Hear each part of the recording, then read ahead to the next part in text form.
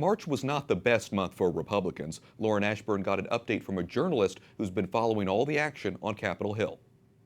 Joining us now is Bob Cusack, editor-in-chief at The Hill. Welcome back. Hey, Lauren. You had this prediction a month ago, and you said at the end of February, you wrote an article saying March is the biggest month for GOP in a decade. Yep. Was it?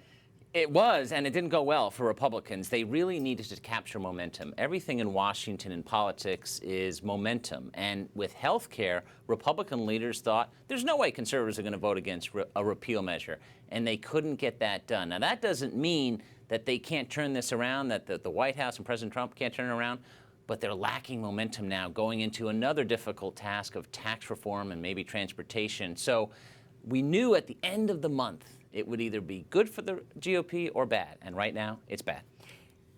According to the Democratic poll, Public Policy, Paul Ryan sunk to 21% approval rating, lower than Donald Trump. Now, you can take or leave that poll in and of itself, but how much do you think this loss hurt Paul Ryan politically? Oh, very significantly. I mean, he is wounded right now, and that's why it's very hard to become Speaker of the House and eventually run for president. We saw Newt Gingrich do that. He didn't succeed, but he did okay. But being Speaker, you're never going to be popular, and the right doesn't like Paul Ryan. Conservative media has gone after him, and of course the left doesn't like him. So that explains it. And this was Paul Ryan's bill on health care, and it didn't happen. And it didn't work. Yep. And now you have President Trump saying the Freedom Caucus will hurt the entire Republic agenda if they don't get on the team and fast. We must fight them and Dems in 2018. There seems to be a little bit of confusion. They're not on the same page. Yeah. They're going back to health care. They're going to tax reform. Right. Speaker of House Ryan met with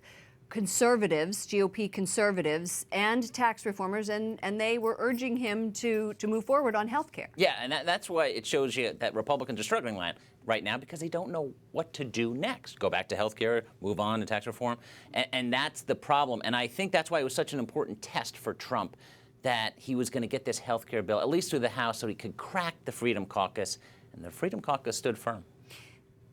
Do you think... Which one do you think is going to happen? Let's do a little prognosticating, which I hate to do, but because then you have to say you're wrong, right. which is I've been nine wrong times, before, yes. 9 times Yes. out of 10. That's Yes. what you have to say.